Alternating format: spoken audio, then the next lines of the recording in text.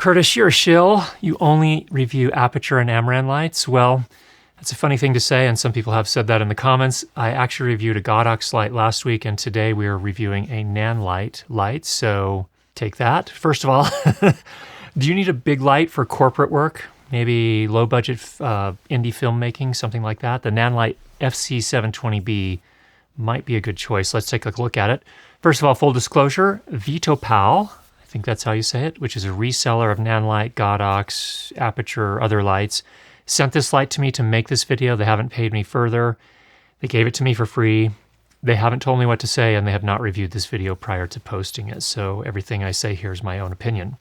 And this video is also sponsored by Learn Light and Sound, where we have courses teaching you how to make better lighting and sound. Link down below. Okay, so I'm using the FC-720B as my key light here, and here's a little behind the scenes. We have the dimmer set to 8.5%. The camera's at ISO 800, 23.976 frames per second, 180-degree shutter angle, and f2.8 on the aperture. So what's special about this light?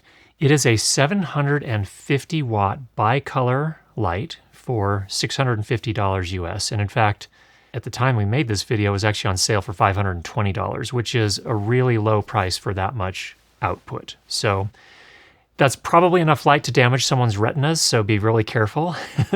But it also makes this light super versatile in terms of being able to bounce it, cut it, use it in a softbox, use it in a Fresnel, light a big space, you name it. So it's got a lot of good things going for it. It is a bicolor range. It adjusts between 2700 and 6500 Kelvin. Again, as I mentioned, 750 watts of output.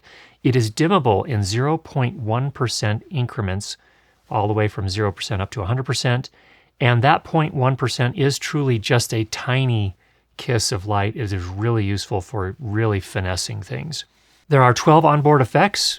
There is a mode to switch the fan to either smart, full, low, or off. And if you do it to off, you're limited to 10%. If you do it to low, I think you're limited to 40 or 50%, and so on. And then full, you can go and use it. And smart, you can use as much of the power as you need to. You can NFC pair this to their app, so you can control it via the Nanlite app.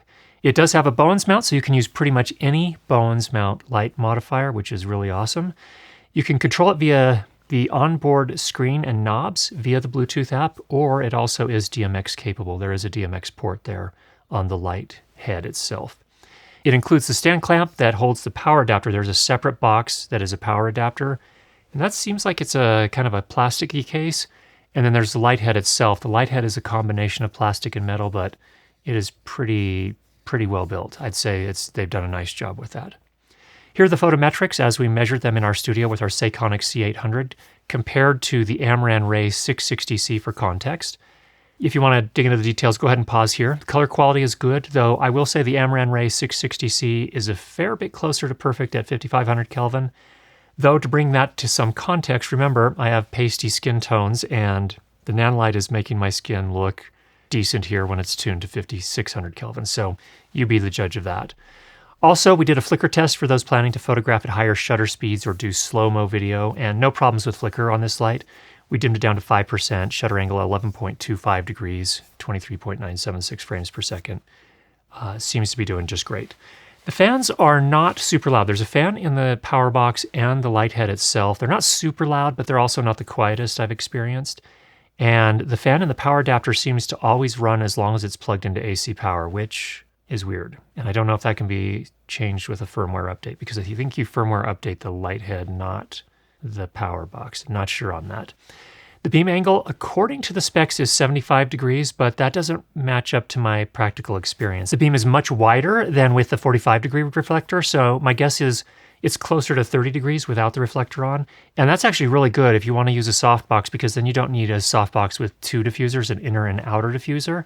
So you're going to get more light output, and it's going to have an easier job of diffusing that light and making a nice soft light source. So if it sounds like I'm speaking an alien language and you have no idea what I'm talking about, just mean it's good. You can use any softbox pretty much.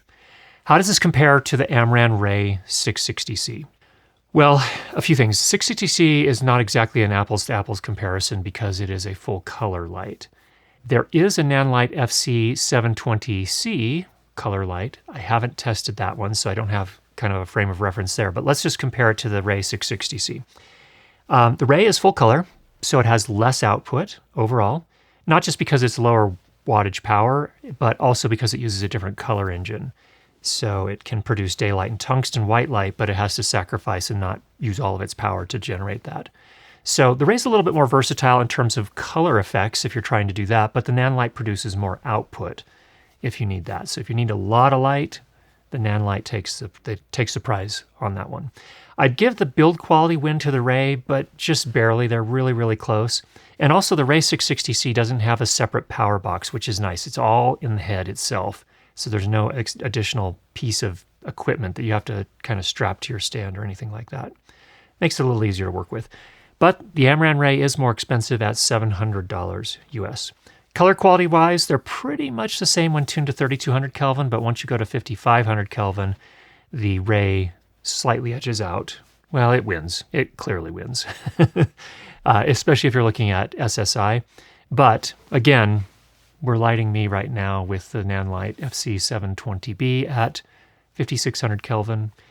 And I think for talking head, for most practical purposes, it's going to be good enough. If you're doing really color critical product work, that's where you might want to look at another light instead. So you need lots of light and your budget is no more than $650. I think the Nanlite is a great option for you. I would not hesitate to use this. If you don't need quite as much light, but you want the versatility of full color, that's where the Amaran Ray 660C comes in. And I haven't tested it again, but there is that Nanlite FC-720C. Might be worth a look as well. So hope that was helpful. Get out there and make some great lighting designs, and we'll talk to you again next week.